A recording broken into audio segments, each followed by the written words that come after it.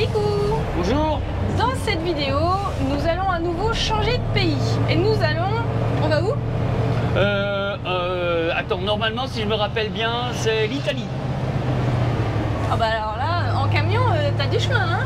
C'est pas ça? Ça finit pareil, on va en Colombie. Et oui, ça fait déjà 3 mois que nous sommes en Équateur. Et comme on a passé à peu près 44 jours à Guayaquil pour la réparation du camion, et ben nous, on n'a pas eu le temps de visiter tout le pays. Mais c'est pas grave, je pense que nous reviendrons en Équateur parce qu'on a vraiment beaucoup apprécié la visite de ce pays et je pense qu'il y a encore plein de belles choses à voir. I'll be back. Alors pour le moment, comme il ne nous reste plus que quelques jours autorisés en Équateur, eh ben nous nous apprêtons à passer la frontière. Et nous nous arrêtons quelques minutes à Ibarra pour faire une course. En fait, quand nous sommes venus en moto ici, eh ben, j'ai repéré qu'il y avait de la litière, comme j'aime bien, pour moi, parce que bon, je fais un peu n'importe où avec l'âge, et ça n'ose pas vous le dire. Non, bien sûr, c'est pour le chat.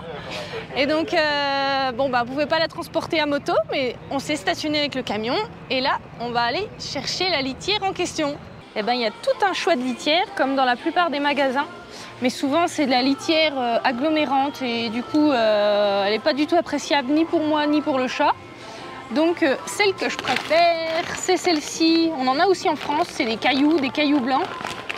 Eh ben, ça, c'est top. Donc, je vais faire le plein, quelques sacs.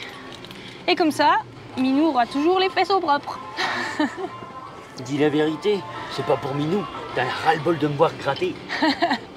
Bon, on va en prendre pour tous les deux alors. Pour le Minou et le mari.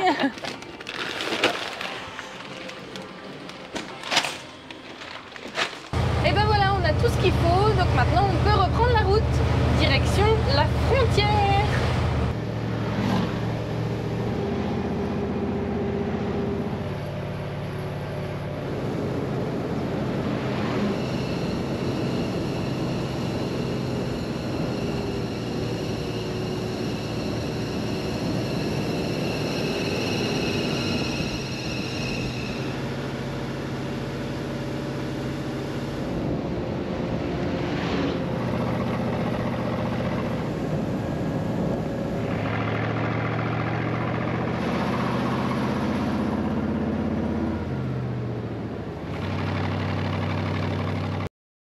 Comme d'habitude, avant de passer chaque frontière, on rassemble un petit peu tous les papiers qui peuvent être utiles ou qui sont susceptibles de nous demander à la frontière pour justement ne pas arriver comme un cheveu sur la soupe et puis dire mince, j'ai mis où ça, chercher dans les placards, etc.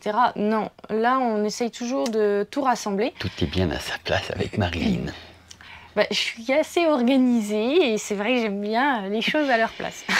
Alors on va vous montrer un petit peu comment ça se passe pour passer la frontière et puis donc justement les documents que l'on a préparés et voilà. Alors déjà pour commencer concernant le chat, je dirais que c'est l'étape la plus compliquée ou la plus contraignante entre guillemets. Ouais. On l'accepte sans problème, mais disons que ça demande un petit peu plus d'organisation que le reste. Pour commencer, pour le chat, il a fallu aller voir un vétérinaire agréé. Ce vétérinaire-là donc complète tout un document, tout un dossier. Donc... Alors à savoir que ce vétérinaire, c'est un vétérinaire d'Équateur, parce que c'est la première fois qu'on a la photo du chat sur le certificat. Et donc nous sommes allés voir le vétérinaire à Otavalo.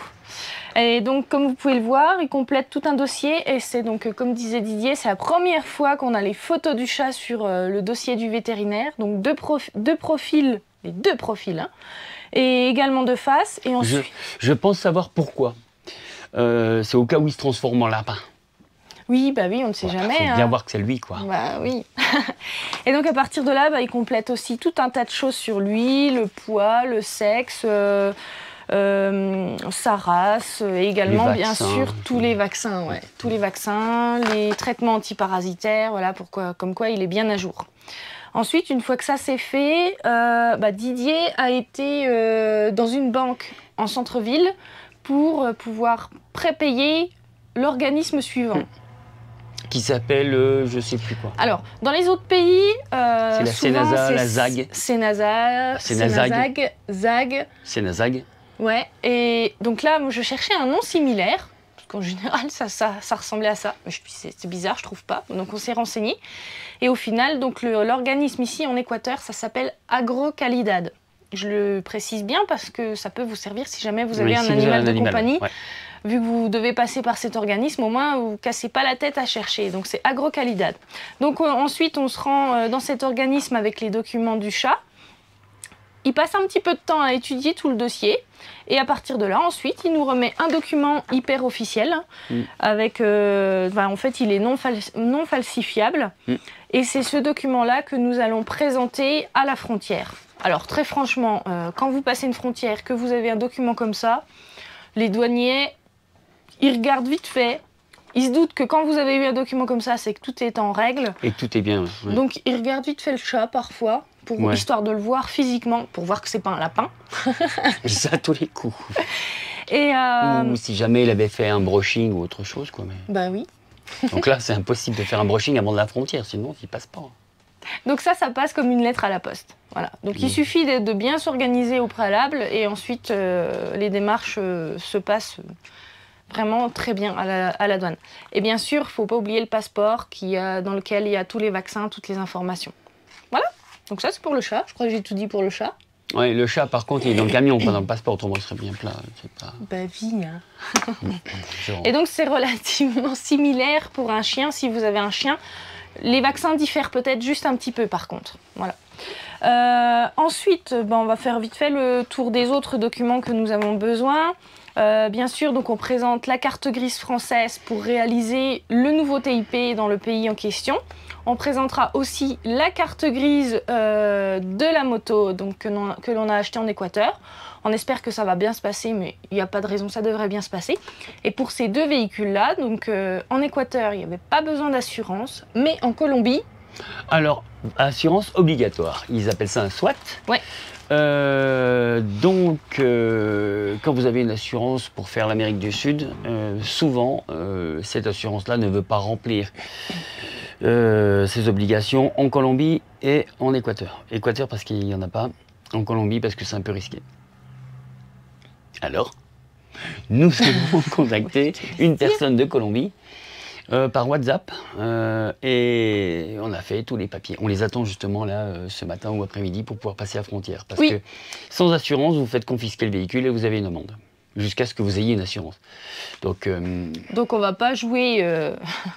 On va pas jouer, on va attendre sagement l'assurance et passer avec tous les papiers. Oui, on a toujours fait comme ça et ça s'est toujours bien passé. Ouais. Quand vous êtes réglo, ça se passe très très bien. Oui, tout à fait. Ouais. Ensuite, on présente aussi bien sûr l'ancien TIP, donc celui que l'on avait fait en Équateur. Comme ça, ils vont l'annuler et ça nous permettra de réaliser le nouveau en Colombie. Nos passeports, bien sûr, c'est important. Nos permis internationaux. Ensuite, on a aussi toujours avec nous, alors on ne nous la demande pas souvent au passage frontière, mais on a toujours avec nous une attestation d'assurance santé. Nous sommes assurés chez Chapka Assurance, avec un contrat Cap Aventure. On leur fait pleinement confiance en passant. Franchement, ils sont hyper réactifs. Franchement, on les a appelés une fois, c'est immédiat. Plus d'une fois, même quand je les contacte par mail et tout. Ouais, chaque fois je contacte avec eux. Franchement, il n'y a pas de souci. Ils sont top. Donc, comme vous le savez, c'est important de s'assurer en voyage. Donc, si jamais vous cherchez une assurance santé, je vous mets le lien en description. Chapka Assurance, nous, c'est contrat Cap Aventure. Puis voilà. Mais donc, tout ça pour dire que nous avons bien toujours notre attestation d'assurance santé avec nous. On nous la demande quasiment jamais. Et c'est normal. T'es en pleine forme. On est en pleine forme. Qu'est-ce que j'allais dire du coup? La seule période où il nous l'a demandé à chaque passage frontière, c'était quand il y avait vraiment le Covid très présent. Mais là maintenant, en général, elle reste dans la pochette. Mais c'est toujours bien de l'avoir avec nous. Tout à fait. Ensuite, dernière chose et très très importante, qui est vraiment sous enveloppe. C'est ça à sa place, c'est rangé. Avec moi, il n'y a pas de souci. En fait, ce sont juste 2 petits bouts de papier. Ils sont très importants en fin de compte, ces papiers. Hyper importants. c'est le récapitulatif du passeport. Et ça nous coûte 600 et quelques dollars si vous le perdez. Donc, si vous arrivez à la douane et que vous avez plus ce papier-là, 600 balles par papier, donc par personne. Ouais. Donc, hyper important. Ils vous le disent, hein, à la douane, ils vous disent, si vous perdez ce papier, ça vous coûte tant. C'est pour ça qu'on connaît le montant. Oui. Bah oui, de toute façon, heureusement, ils préviennent. Donc c'est pour ça, depuis que nous avons passé la frontière d'Équateur, j'ai conservé ça précieusement. Et puis là, bah, on va bien le représenter pour sortir. Et puis voilà, on a tout. Alors ça paraît beaucoup de documents, beaucoup de choses. Mais finalement, en fait, c'est juste nos papiers nous correspondant à nous, au chat. Bon, le chat, il y a deux rendez-vous en plus. Les papiers du véhicule. Assurance, que ce soit santé ou assurance véhicule, bon ben voilà, il suffit de les mettre en place et c'est bon. Donc un petit peu d'organisation et ça se fait, ouais, ça se fait bien. Tout seul. Voilà. Le plus long, c'était d'aller chercher le vétérinaire parce que bon, on aime bien que le vétérinaire vienne dans le camion, ça ne stresse pas le chat, il est tranquille. Oui. Il fait les piqûres ou les traitements dans le camion, c'est-à-dire que bon, ben là, je suis allé chercher le vétérinaire à moto, il est venu derrière moi, il a fait ses photos et tout, et après pour le traitement, on est passé par chez eux. Il a fallu faire une grande marche arrière. On regarde l'heure parce qu'on a envie de recevoir notre assurance. C'est encore pas ouvert. Nos assurances. Encore pas ouvert. Oui, il est encore un peu tôt. Nous, on se lève très tôt. Hein, donc, vous voyez, il est quoi? Il est pas 9h. Hein. Bah, 8h44, ouais. 8h44, on est toujours réveillé vers 6-7h. Donc dès qu'on reçoit nos assurances, eh ben, on file vers la frontière, donc on espère cet après-midi. Sinon après, si on les reçoit trop tard, on passera peut-être demain matin. Et puis on vous tient au courant si ça s'est bien passé à la frontière ou pas. Mais oui, jusqu'à c'est présent, pas toujours évident de filmer pendant le passage frontière. Déjà, ça peut des fois ne pas plaire aux douaniers. Et puis en plus, on est à fond dedans, il faut vraiment pas faire d'erreur quand même, parce que si le TIP, il y a une erreur ou quelque chose comme ça, là par contre, on peut avoir des soucis. Il faut le contrôler. Donc je pense qu'on vous fera un petit récapitulatif après le passage. Voilà. À lundi. Alors, quand vous arrivez en Colombie, qu'est-ce qui se passe? Eh bien, vous remplissez vous-même vos propres documents pour le véhicule. Bon, il y a une dame qui est là pour vous aider quand même. Et bon, on attend pour remplir les documents de la moto. Le camion, c'est parti avec la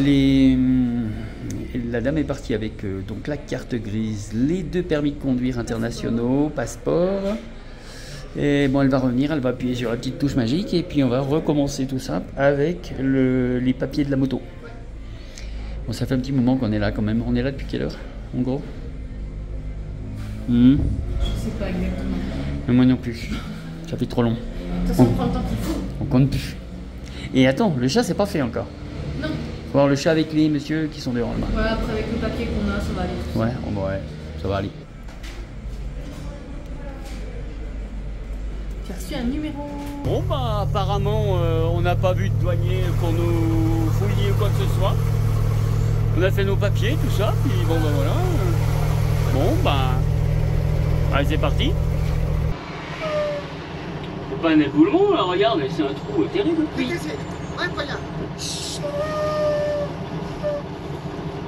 Ça passe à droite, là? Je suis pas sûre.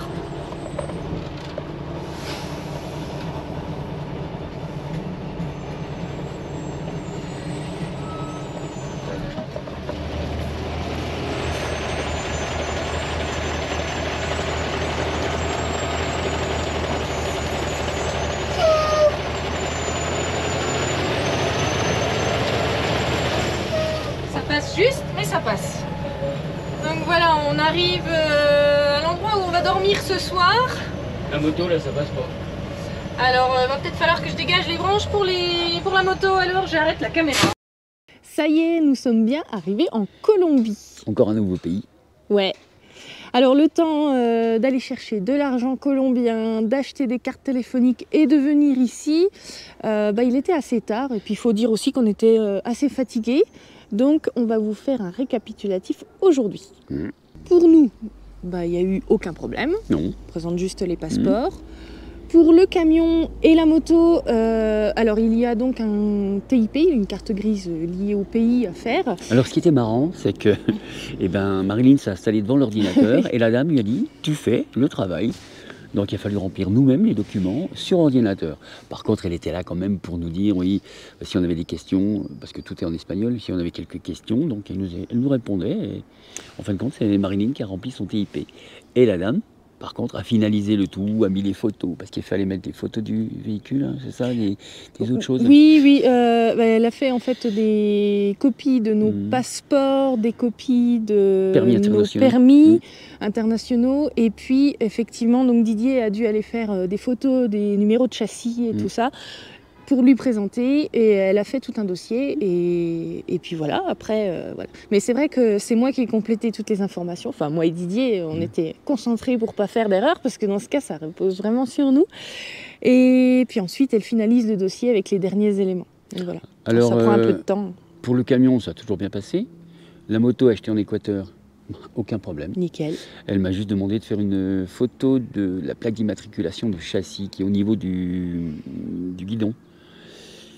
Puis voilà. Oui, après, je pense qu'ils veulent des photos des numéros de châssis, c'est pour vérifier contrôler entre les papiers. Voilà, qu'il y ait vraiment une correspondance et que ça prouve que ce sont bien nos véhicules aussi, quoi. Et ensuite, pour le chat, donc ça s'est super bien passé. Donc le document officiel a bien servi, la personne a regardé. Oui, alors la personne, c'est l'organisme ICA, ici en Colombie. Donc c'est une personne de l'organisme ICA. Elle a regardé le papier, elle a lu vite fait, et puis après elle a fait un petit commentaire. Ouais, et la personne a mis un petit commentaire, parce qu'elle nous a dit, est-ce que vous revenez en Équateur? On dit, on ne sait pas, mais peut-être, donc ok, vous inquiétez pas, je vous mets tout simplement que le chat est en transit, et vous n'aurez aucun problème. Franchement. Donc ils ont même pas voulu voir le chat, étant donné que les papiers étaient là. Nickel. Et puis donc, ensuite... Excuse-moi, je te coupe. Vas-y. Ce qui prouve que quand on est honnête et qu'on fait tout ce qu'il faut, comme il faut... Correctement, ouais. Ça se passe super bien. Tout à fait. On n'a jamais de problème. Et donc, oui, ensuite, pour repartir de là, en général, il y a les douaniers qui viennent à l'intérieur du véhicule pour voir vite fait, puis voir les drogues aussi, surtout en entrant en Colombie, ça pourrait être le cas. Non, mais ce que c'est sort de Colombie, ça rentre pas. Enfin, ouais, mais bon, il peut quand même y avoir du trafic, quoi. Oui, mais en sortant. Enfin, je sais pas. En tout cas, tout ça pour dire que on n'a pas vu de douanier, donc les douaniers n'étaient pas là, et donc on a démarré, on est passé, il n'y a pas eu de fouille à l'intérieur du camion. Donc voilà, nickel. Après, c'est vrai qu'on les avait vus en passant, on leur demandait où il fallait aller et tout. Ils ont peut-être vu qu'on avait des bonnes têtes, je sais pas. Et puis donc tout ça, ça nous a pris quoi pour quitter le pays et puis pour entrer en Colombie, 2 heures. Peut-être un peu plus. Peut-être un peu plus, ouais. Donc voilà, faut le temps que ça se fasse, mais c'est normal, on a quand même beaucoup de choses, nous, le camion, la moto, le chat, ensuite normalement la visite du véhicule, mais là... Je crois que c'est l'entrée au Pérou qui était hyper longue. Ça a été la plus longue, il me semble. Et donc voilà, ça fait que nous sommes arrivés en Colombie. Et voilà. Nous sommes dans un endroit hyper tranquille et en sécurité, en campagne. C'est un camping. Ouais, et donc c'est une ancienne ferme et il y a possibilité de loger avec notre véhicule sur place. D'ailleurs, donc il y a le camion juste derrière. Donc l'arrivée avec le camion est quand même très compliquée parce que la route le chemin est très étroit. Et le précipice de l'autre côté. Le précipice à droite, et en plus en hauteur, il y a beaucoup de branches qui sont à moins de 4 mètres de haut. À savoir que c'est terminé, parce que la personne qui nous a accueillis, regardez, donc déjà ça c'est le chemin. Le chemin, le voilà. Et regardez le tas de branches. Bon, à savoir que quand on est arrivé, on a pris le coupe-coupe, on en a coupé pas mal. Oui. Et il était désolé parce que il pensait pas que c'était aussi haut. Et là, maintenant, vous pouvez tous venir avec un véhicule de plus de 4 mètres, vous serez vraiment en fait, il nous a dit, d'habitude, tous les véhicules passent, mais en fait, les véhicules, ils font 3 mètres 50 maximum. Et nous, on est un tout petit peu plus haut, donc forcément, on a rasé quelques branches, quoi. Oui, mais regardez le paysage. Et voilà, on a quand même réussi à venir ici, et la vue est vraiment magnifique. Puis on est vraiment en toute tranquillité, la nuit c'est super calme, on fait des bons gros dodos. Oui, pas un bruit, c'est extraordinaire. Le minou voyageur a trouvé un petit pré avec de la grande herbe, où il grignote un petit coup et il se repousse. Nous allons faire un petit tuto mécanique là aussi. Enfin, c'est pas vraiment de la mécanique, mais alors regardez. Bon, ça j'ai trouvé ça en Équateur. On trouve de tout chez Kiwi. C'est ce que j'avais mis avant. Des grilles avec moustiquaires, bon, qui étaient réglables, hein, où on pouvait les fermer et les ouvrir. En fin de compte, bon, on les laisse toujours ouvertes, ce qui est tout à fait normal. Par contre, vous voyez du plastique.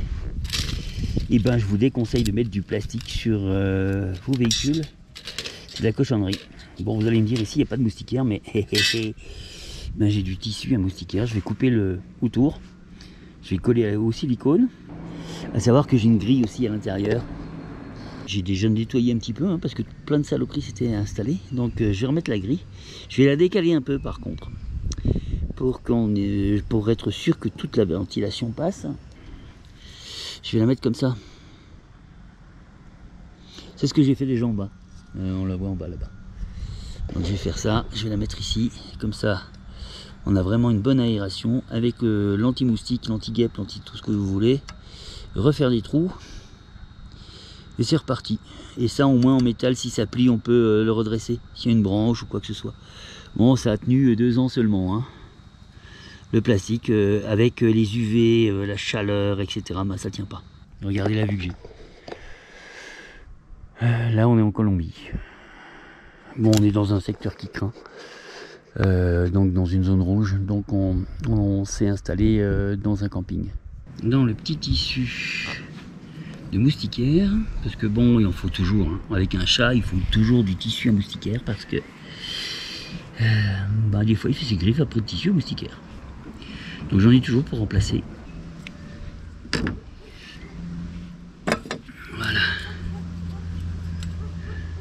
Voilà tout simplement. Je vais couper ici, c'est pas la peine d'en mettre 4 tonnes, c'est juste pour maintenir le filet. Voilà. Vraiment très peu. Ça sert à rien de mettre beaucoup. Là, maintenant je vais mettre ça. Voilà. Ouais, c'est pas beau à l'intérieur, mais on s'en fiche. Ce qu'on veut, c'est que ce soit pratique et utile. Et là au moins, pas de bestiole pour rentrer. Bon, maintenant on va mettre ça en place. Faire les petits points pour faire les trous, parce que c'est pas tout à fait les mêmes, et je veux changer de trou justement. Il n'y a plus qu'à les visser. Je ne mets pas la visseuse, hein. Je fais toujours à la clé pour ne pas péter la vis dedans, parce qu'ici on va être carrément dans le montant alu, et là aussi. Donc là j'ai percé les deux là déjà, je vais mettre les 2 vis et après je vais pouvoir percer un peu plus profond là. Et ben voilà, c'est terminé. Là maintenant ça va pouvoir le faire. Bon, elles sont plastifiées aussi, hein. Ça va. Il y a un petit plastique dessus. Je vais le laisser en attendant, on verra bien. S'il veut décoller, il décolle. Mais ça protège au moins encore un peu la peinture. Et voilà, et en bas aussi c'est terminé. Bon, il n'y a plus qu'à ranger les outils. Et puis aller contempler ce paysage. Bon, allez, aujourd'hui, comme on a un petit peu de temps, on va faire l'entretien des tronçonneuses, parce qu'on a tronçonneuse électrique pour les petites branches, pour les coupes assez rapides, etc. Et après, pour faire des choses un peu plus importantes, on a notre tronçonneuse. Donc là, on va commencer à affûter. Ici, vous avez la hauteur de coupe, qu'il faudra limer aussi un petit peu. Parce que bon, si votre tronçonneuse, elle met 2 jours avant de découper, si elle est suffisamment puissante, hein, par contre. Parce que si elle n'est pas puissante, vaut mieux laisser un petit peu plus de hauteur, ici, pour qu'elle attaque un peu moins de bois. Donc celle-ci elle n'est pas très puissante, donc je vais limer juste un petit peu, parce qu'autrement elle ne va pas tenir, sauf sur le bois tendre. Alors on va limer une lime bien spécifique, voilà, en intérieur, et on va lui faire son angle correct jusqu'à ce que ce qui était moussé redevienne coupant. Ce qui est bien sur ces chaînes là, on a une petite rayure qui nous donne l'angle, donc aucun problème, hein. Donc il n'y a qu'à suivre cet angle et il n'y a pas de problème.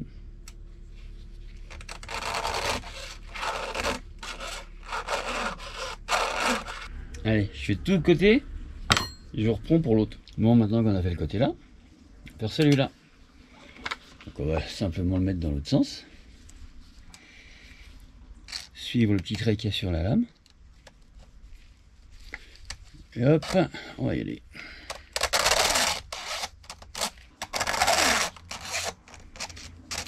Ouais, il est vraiment très usé là, donc la lime, un petit peu de mal au début et après c'est parti. Et on suit l'angle qui est imprimé sur le couteau.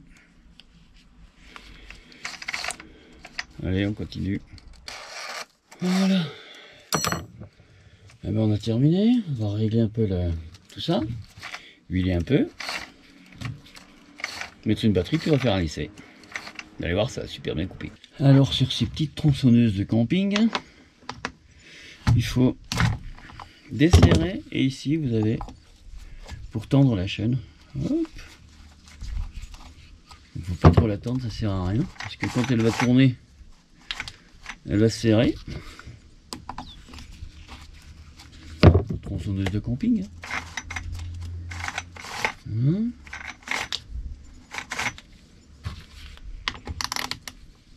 Clic. Ça sert à rien de serrer comme une bête. Et allez, on va faire l'autre tronçonneuse. Ah non, on va faire déjà l'essai avec celle-là. Ouais, je mets juste un produit, parce qu'il est possible de mettre de l'huile de coupe à l'intérieur. Mais je la range dans les coffres, et les coffres sont, bon, je les ai isolés, ils sont étanches. Pas étanches, comment dire, ils sont vraiment étanches, mais bon, pas étanches pour y mettre de l'eau, hein, pour aller jusqu'au dessus. Mais bon, la poussière ne rentre pas et tout. Et de l'huile dans une tronçonneuse, vous savez que ça finit toujours par couler. Alors, ce que je fais avant, une petite coupe de bois. Voilà. Et ce produit-là, il va rapidement sécher, mais il va quand même, comment dire, graisser la chaîne. Allez, on va chercher une batterie, on essaie ça. Alors ce produit-là, c'est bien quand vous avez une branche, quand vous êtes au-dessus du toit. Ça va très bien, c'est très léger et ça coupe suffisamment quand c'est une petite branche comme le bras, quoi. Ça suffit largement. C'est arrivé de temps en temps et ça suffit bien. Donc c'est ça. On va faire l'essai sur une petite branche et puis on va essayer de ne pas se couper. On va essayer. Ouais.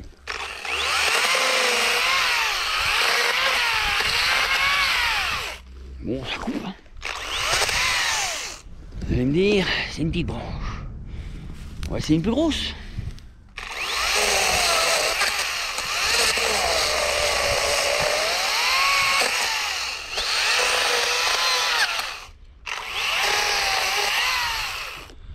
Bon, bah mon affûtage fonctionne bien. Allez, on réessaye. Puis sur l'interrupteur. Bon, c'est pas ce qu'il y a de plus puissant, hein. Il n'y a qu'une seule batterie, hein. Il en existe avec 2 batteries et franchement c'est beaucoup plus performant.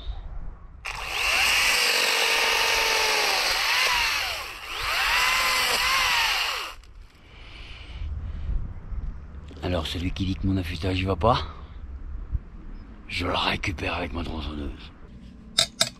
Celle-ci, c'est quand tout m'énerve et que j'ai envie de tout broyer. Grosse branche, arbre, quoi que ce soit, en travers de la route, du chemin. Elle déguste pas mal parce que je suis pas tellement soigneux avec celle-là. Pareil, c'est une tronçonneuse où je peux y mettre de l'huile de coupe, mais j'évite parce que bon, ça coule dans le coffre et j'aime pas.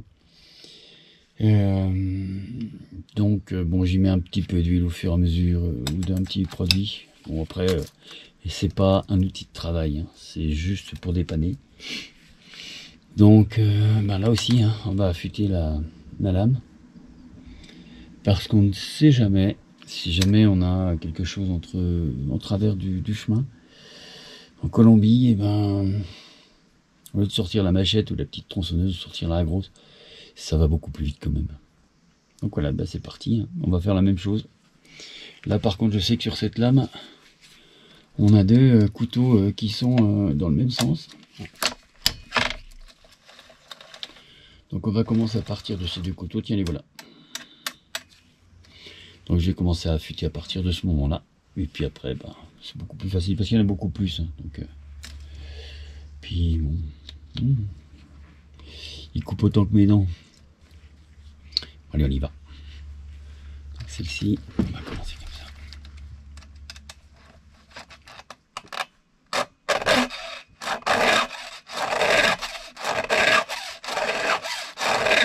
Alors, par contre, celle-là, j'ai encore jamais fait. C'est de limer ces côtés-là.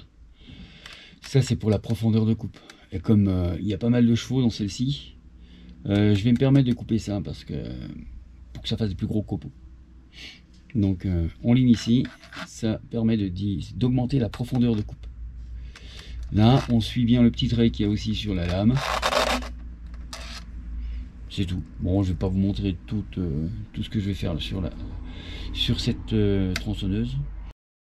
Bon, vous vous rappelez le sifflet turc? J'ai essayé de réparer, ça n'a pas fonctionné et je vous ai dit c'est pas plus mal parce que j'ai une autre idée. Je vais vous faire écouter ça de suite.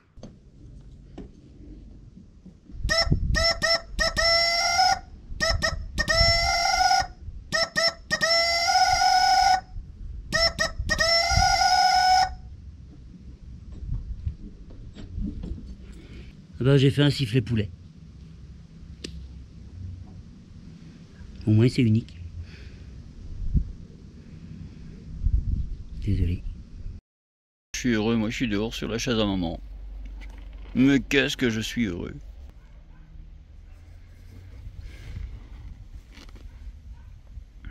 Mais qu'est-ce que je suis heureux. Touche pas ma chaise. À 16 ans, il a encore un comportement de gamin. Alminou voyageur. Et bien maintenant, sans plus attendre, on va commencer la découverte de la Colombie et ses merveilles. On ne vous en dit pas plus. On enfourche la moto et on vous emmène avec nous. Allez, go! Allez, on y va? Alors Didier, Oui? on va faire du ski? Non. On va faire du surf parce que le ski c'est démodé. Ah, alors, donc on va prendre le téléphérique. Ouais, mais c'est un télécabine et il n'y a pas de neige. Non. Donc en fait, non, on va pas faire de ski. Mais on va aller voir quelque chose de sympa, vous allez voir. Ahorita esperamos y abordamos, ¿listo? El teleférico para y abordamos. Muchas gracias. Gracias. Voilà, on est dans le télécabine actuellement. Hop, c'est parti. Oh, bonjour. Bonjour. Et ben voilà, c'est parti. Et ben si on va à la vitesse là, on sera peut-être arrivé demain. Mais c'est le but. Non, il va accélérer après, je pense.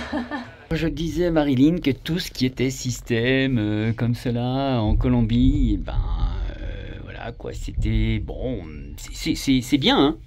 Bon, pour le moment, on n'est pas encore trop en hauteur. Voilà, on n'est pas trop en tort. Donc si on tombe, ben On roule un peu. Ouais, oui, parce que c'est rond, hein, c'est comme des œufs.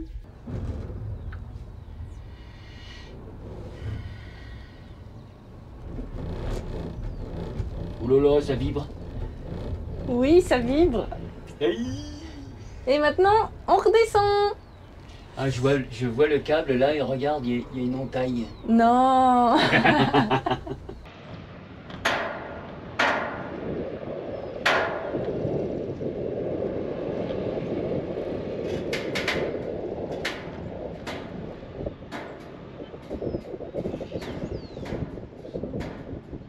Et ben là, faut pas tomber. On est même aussi haut que les eucalyptus qui sont déjà très haut. Bon, on poursuit tranquillement notre chemin.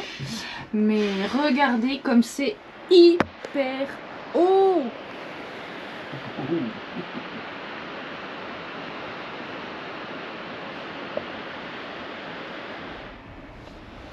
Un deuxième passage au-dessus du canyon.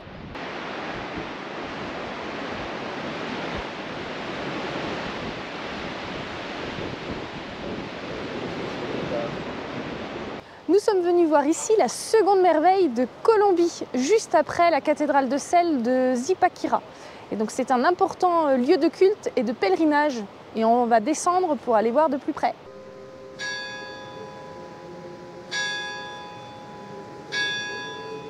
Alors, il s'agit du sanctuaire Notre-Dame de Las Laras, ou Notre-Dame du Rosaire.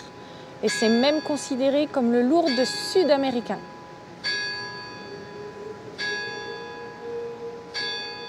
Cette église est perchée à 2600 mètres d'altitude. C'est une église catholique de style néo-gothique et elle est littéralement incrustée dans la roche. Et regardez toutes ces plaques qui correspondent à des actions de grâce. Il y en a partout, partout. Et même l'autre côté, on peut en apercevoir tout le long du chemin. Depuis ici, on voit bien le pont qui enjambe le canyon où coule la rivière Guaitara. Et il est aussi impressionnant que l'église, il fait 50 mètres de haut et 20 mètres de long. L'église est construite au-dessus de la rivière, mais surtout au-dessus d'un énorme canyon. C'est vraiment magnifique. Et il y a même une bien jolie cascade à proximité. Elle fait toute la hauteur du canyon aussi. Elle descend même encore un peu plus bas. Depuis ici, on s'aperçoit bien de l'immensité du monument. C'est vraiment gigantesque. Et son nom, Las Laras, ça vient de la pierre de l'os qui se trouve tout autour de l'édifice. Et l'autre côté, donc on voit bien sûr la rivière Guaitara et puis la cascade dont je vous ai parlé tout à l'heure. Peu importe de quel côté on regarde, ce site est vraiment très très impressionnant. Regardez la taille de cette arche. C'est énorme. Et quand nous sommes venus tout à l'heure avec le téléphérique, nous sommes passés juste au-dessus de ce canyon. On peut apercevoir les cabines là qui passent justement au même moment. Alors pour la petite histoire, cette église, elle n'est pas apparue ici pour rien, mais surtout il y a une raison en fait. On va dire que c'est suite à un miracle qui a eu lieu. Oui, alors ce miracle, en réalité, c'était par une journée de tempête. Une fille sourde et muette avec sa mère se sont réfugiées dans une grotte. Du canyon, ouais. Du canyon, qui est ici. Pendant la tempête, la fille, qui était sourde et muette, je vous rappelle, a vu une image de la Vierge derrière qui l'appelait. Et tout à coup, elle parle à sa mère et dit « Maman, regarde la Vierge ». Elle reparlait. Et miraculeusement. Donc, voilà ce miracle et pourquoi ils ont construit cette église à cet endroit. Une peinture de la Vierge du Rosaire a été réalisée sur une pierre de l'Auze. Alors c'est le premier site que nous visitons en Colombie, mais franchement pas déçu, hein. C'est vraiment très impressionnant. Une cathédrale qui est sculptée comme de la dentelle. On en a en France, mais franchement voir celle-ci de près, de pouvoir accéder un peu à tous les étages, etc., j'ai trouvé ça vraiment magnifique. Oui, tout à fait. Et je trouve que c'est osé finalement de construire un monument comme ça à cet endroit-là, quoi. C'est pas logique en soi, mais eux, ça leur a pas fait peur, quoi. Donc non, franchement, c'est tip top. Et à savoir qu'il est possible aussi de voir cette église illuminée en soirée. Et franchement, je comprends pourquoi elle a été déclarée seconde merveille de la Colombie, hein, ça le mérite. Hein. Oui, et j'imagine très bien la première merveille, ça doit être vraiment super chouette aussi. Oui, qui est la cathédrale de sel de Zipaquirá, si je dis pas de bêtises. Il me semble que c'est ça. Ouais. Je sais pas encore si on va la visiter, mais si on a l'occasion, on la visitera. Bon, là pour le moment, on est quand même dans une zone rouge où il faut faire très attention. Et à partir de la tombée de la nuit, il vaut mieux être ou dans un camping ou bien chez quelqu'un. Enfin bref, c'est très très très conseillé. Se mettre en sécurité, quoi. Ouais, alors donc, bon, tant qu'on sera en zone rouge, on évitera de sortir le soir ou alors avec un taxi ou quelqu'un nous a proposé de venir le soir avec en voiture. Alors là, on est en train de faire le chemin inverse en téléphérique, donc tranquillement, hein, ça va pas vite, mais ça nous permet de surplomber encore les deux canyons et c'est assez impressionnant. Et c'est ici que l'on va finir cette vidéo. Donc on compte sur vous pour partager cette vidéo, ça c'est vraiment le très très très important parce que ça nous permet de nous faire connaître à davantage de personnes et de partager encore plus notre périple, notre voyage, notre belle aventure. Mettez des petits pouces et puis abonnez-vous sans oublier la petite clochette. On vous dit à très bientôt et n'oubliez pas, voyager, c'est la liberté. Bisous à tous. Bon bah voilà, on est rentré, maintenant il faut ressortir. Bon c'est étroit mais ça devrait le faire.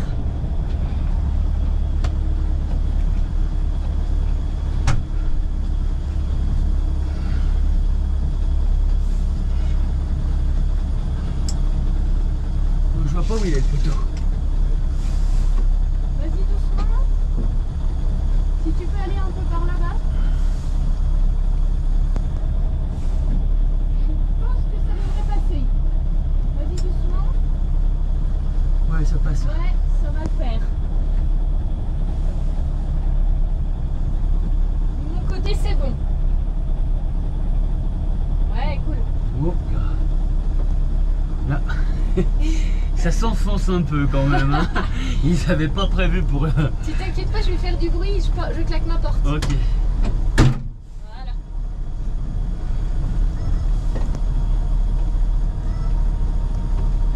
Je roule pas dessus moi. Non, c'est bon, le chien il s'est caché. T'en pas beaucoup hein. Alors à l'allée, quand nous sommes passés ici, il y avait des branches partout. Et donc les propriétaires ont été vraiment super sympas pour qu'on puisse ressortir beaucoup plus facilement. Ils ont coupé énormément de branches à droite et à gauche. Et donc de manière à pouvoir passer avec nos 4 mètres.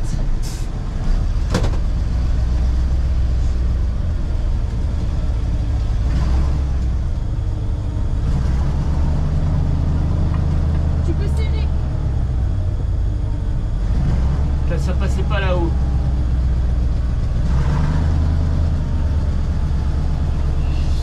Il y a des branches hein, qui ont. Ça a tapé un peu?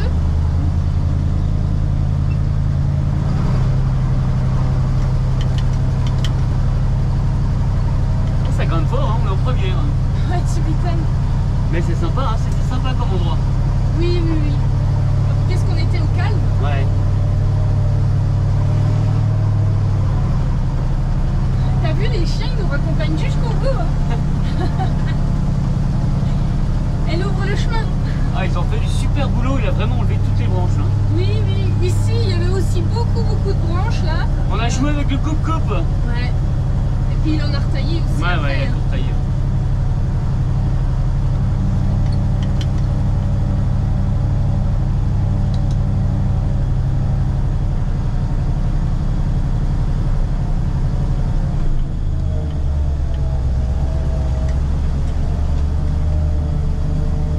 C'est pas la bonne caméra là. Ouais, attends, je te la change.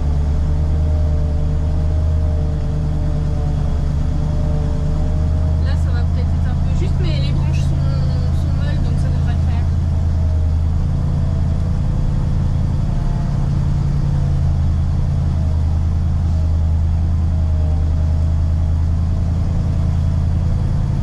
Ouais, nickel.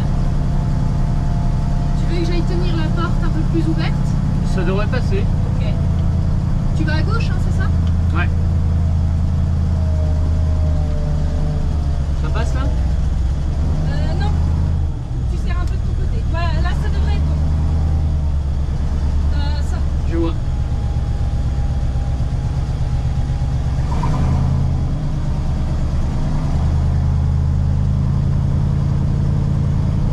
Là, ça passera pas à droite. Ça passera pas à droite. C'est quoi? Il y a le béton. Faut que tu serres. Ça passe hein? Vas-y. Voilà, là, c'est bien.